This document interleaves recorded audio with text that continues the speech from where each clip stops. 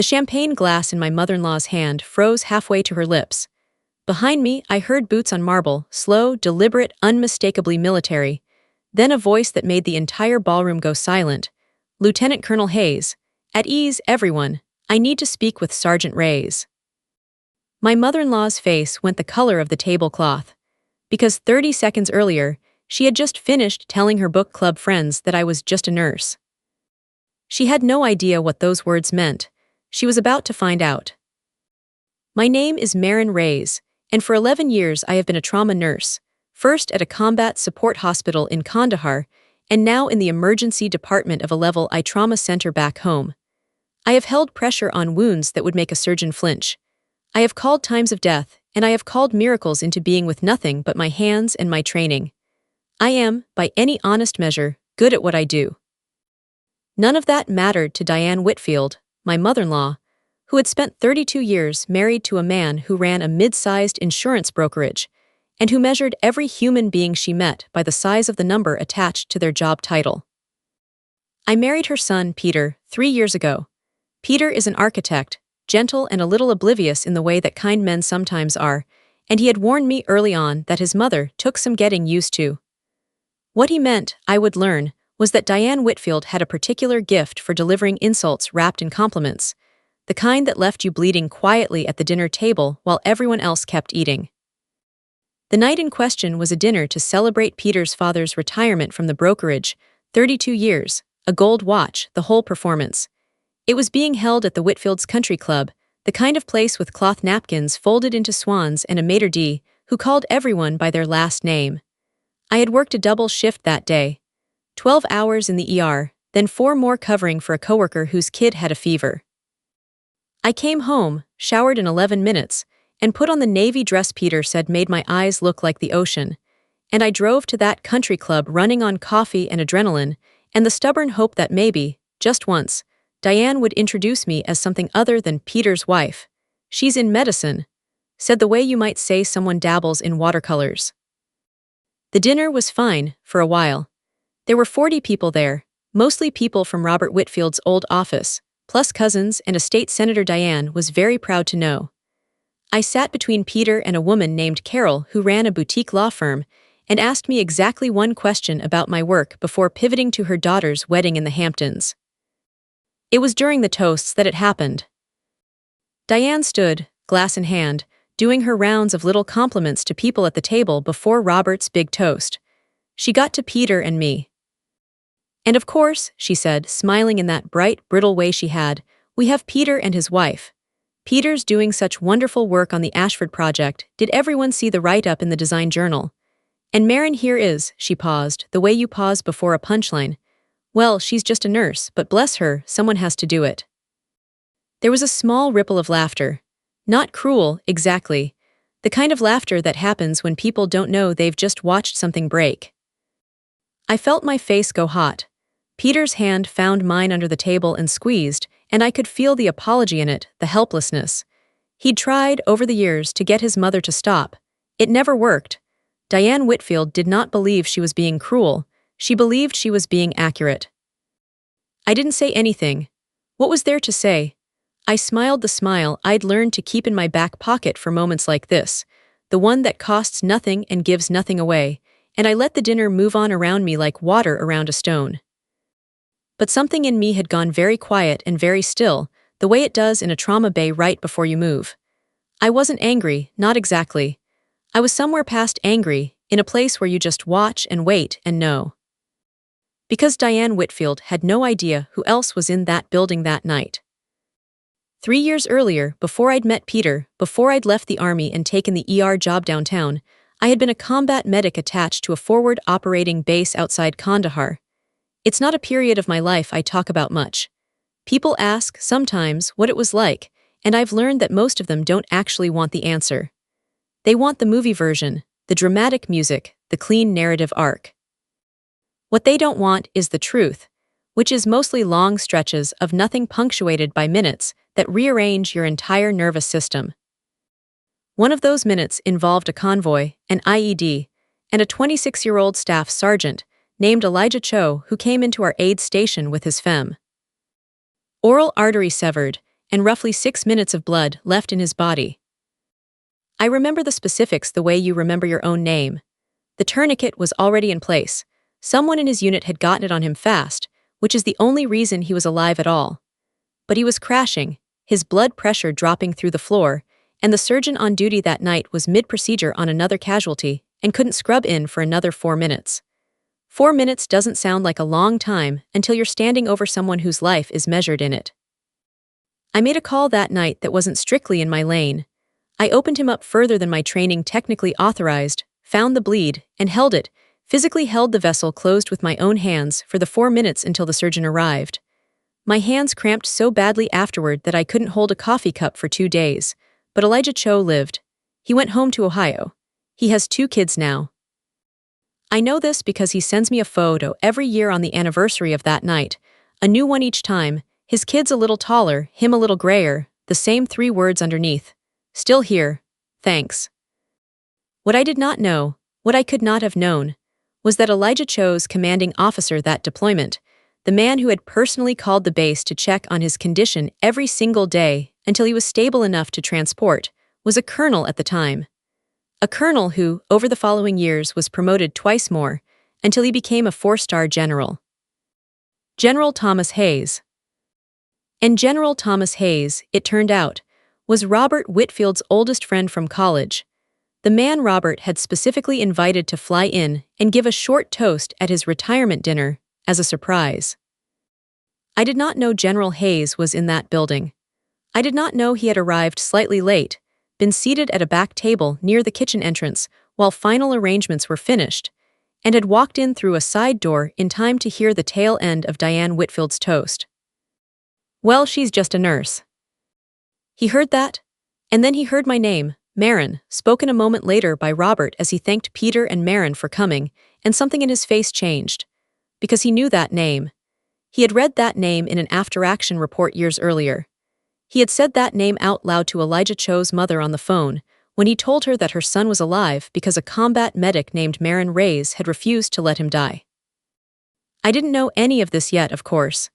I was still sitting at that table, quietly finishing my wine, when Robert Whitfield stood to introduce his old friend. Some of you may recognize this next gentleman, Robert said, beaming in that way retirees do when they still have one good surprise left in them. We roomed together freshman year at State, if you can believe that. He's had, let's say, a more distinguished career than mine. Ladies and gentlemen, General Thomas Hayes. The applause was warm, a little starstruck. A 4-star general is not someone most country club dinners see up close. He was tall, silver-haired, with the kind of posture that isn't taught so much as earned, and he moved through the room the way water moves around rocks, unhurried, but somehow always arriving exactly where he intended. He gave a gracious, funny toast about Robert's terrible taste in freshman year music and his surprisingly good taste in wives, and the room laughed, and I laughed too, because it was genuinely charming. And then, just as he was wrapping up, just as people were lifting their glasses for the toast, he paused. Actually, he said, before I sit down, I want to ask an indulgence. There's someone in this room I've been hoping to meet in person for a long time, and I understand she's here tonight. The room did that thing rooms do, a little ripple of curiosity, heads turning to see who the someone might be. I remember feeling nothing in particular, the mild social curiosity of a bystander, until he said, Marin Reyes, I believe you go by Sergeant Reyes, or you did. Would you mind standing up? My stomach dropped somewhere near my shoes. Every head at the table turned to me. Peter's hand found mine again, this time in surprise rather than comfort. Diane Whitfield's face, I would learn later from Peter, had gone through 4 separate expressions in under 2 seconds. Confusion, disbelief, something close to panic, and finally a kind of frozen, polite horror. I stood up. My knees were doing something complicated. General Hayes crossed the ballroom floor toward our table, and as he did, the room went fully silent, the kind of silence that has weight to it. He stopped in front of me, and then, in a gesture that stops my heart even now, months later, telling it, he came to attention and he saluted me. A 4-star general, saluting me, in a country club ballroom in my navy dress with a glass of wine still in my hand. Ma'am, he said, on behalf of Staff Sergeant Elijah. H. Cho, his wife, and his 2 children.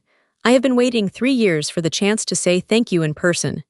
You held a man's life shut with your bare hands until help arrived. I read that after-action report more times than I can count.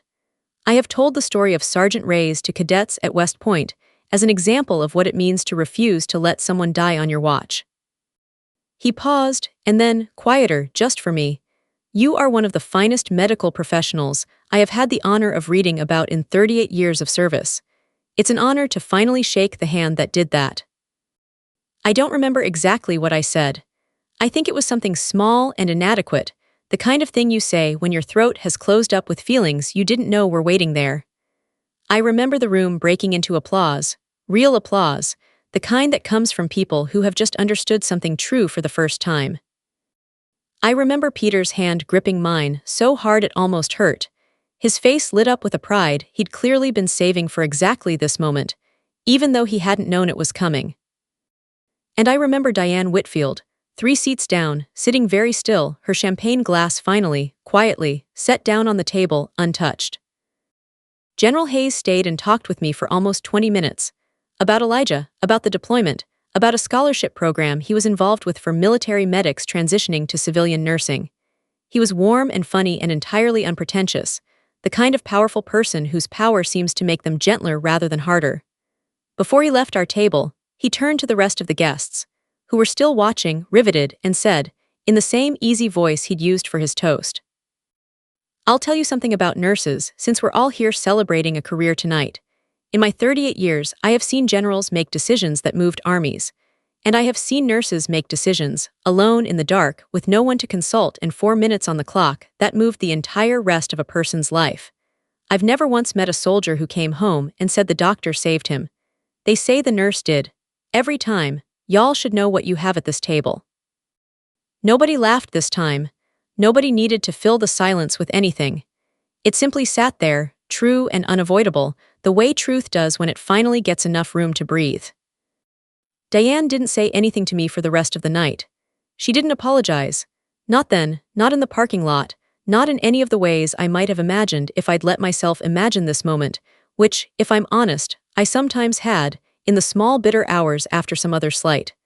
I used to picture grand vindications. I used to picture myself delivering some perfect, cutting line that would finally make her see me. That's not what happened. What happened was smaller and stranger, and in its way more satisfying. She simply went quiet. The performance she'd built her whole social identity around, the effortless superiority, the practiced little cruelties dressed as jokes, had nowhere to stand anymore.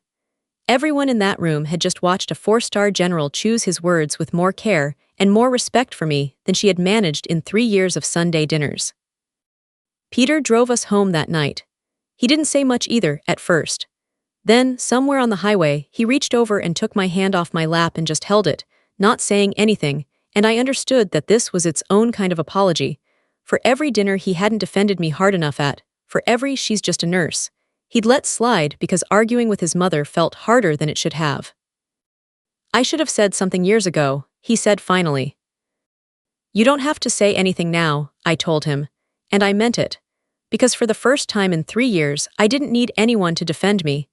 Someone had simply told the truth, loudly, in a room full of witnesses, and the truth had done all the defending necessary. I want to be honest about something, because this isn't really a story about revenge, even though I understand why it might look like one from the outside. It's not about a general showing up like some kind of avenging angel to humiliate my mother-in-law in front of her friends, even though, God help me, there was a small, ugly satisfaction in that moment that I won't pretend I didn't feel. It's about something else. It's about the particular loneliness of doing work that matters enormously to the people who need it, and invisibly to everyone else. Nursing is like that. You are the person holding someone's hand while they die, the person catching the baby, the person who remembers which patient in bed 14 is scared of needles, and adjusts accordingly without anyone ever noticing you did it. You absorb an enormous amount of the world's pain, quietly, professionally, and then you go home, and sometimes people ask what you do. And their eyes glaze over before you finish the sentence. I don't need a general to validate that work. The work validates itself, every 12-hour shift, in the small true moments nobody else ever sees. But I would be lying if I said it didn't do something to me, deep in some old wound, to watch someone with 4 stars on his shoulder walk across a room to thank me for it, in front of people who had spent years deciding my job, made me a lesser kind of guest at their table. Diane and I have not become friends, not exactly, but something did shift. She stopped, first of all, saying just a nurse. She never brought up the incident directly. I don't think she had the vocabulary for what had happened to her that night, the particular experience of being quietly and thoroughly wrong in front of everyone she was trying to impress.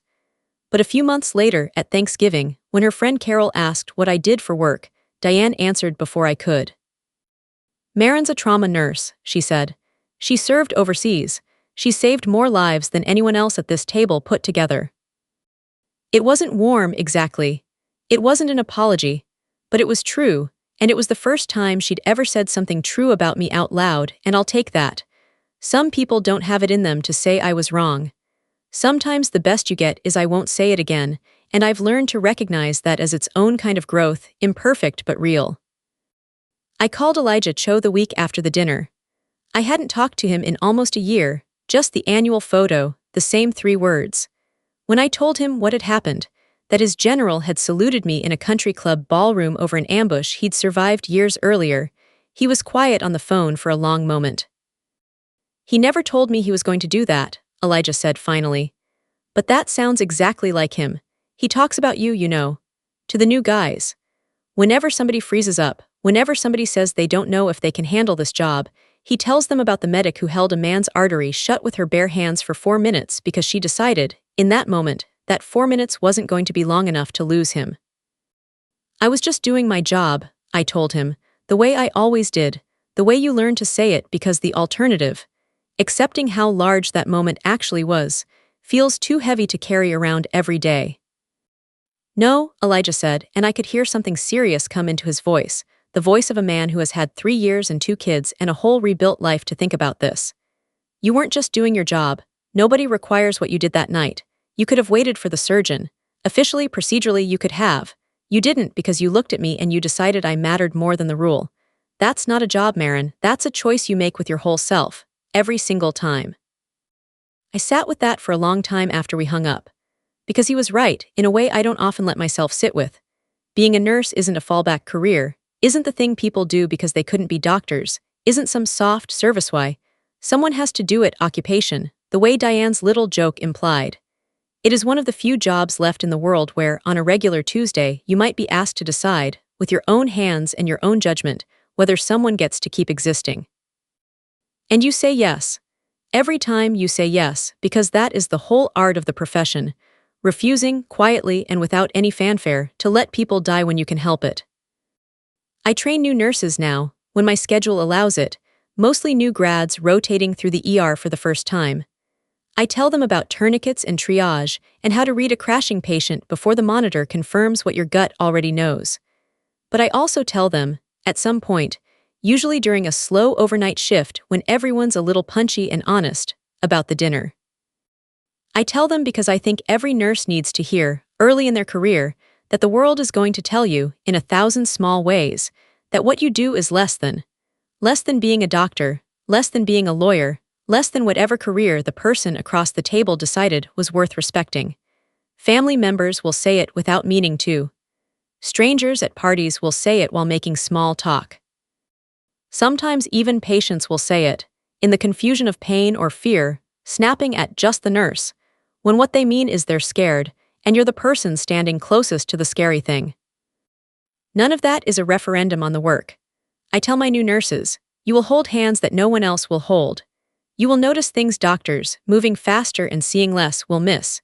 You will be the last calm voice some people hear, and the first steady hands other people feel, and you will do all of this quietly, exhaustedly, for people who will mostly never know your name, and some of them will still find a way to make you feel small for it. Let the Dianes of the world have their little comments.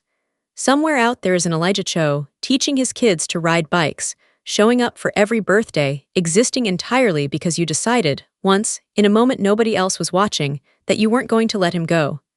That is worth more than any toast, any salute, any grudging apology delivered years later at a Thanksgiving table. The general's salute was nice. I won't pretend it wasn't one of the strangest, most vindicating moments of my life, or that I don't still think about it sometimes on hard shifts, when a patient's family is short with me and I need something to hold on to. But it isn't why I do this work. I did the work first, in the dark, for a stranger, for no audience at all. The salute just happened to be the moment the rest of the world caught up to something I already knew.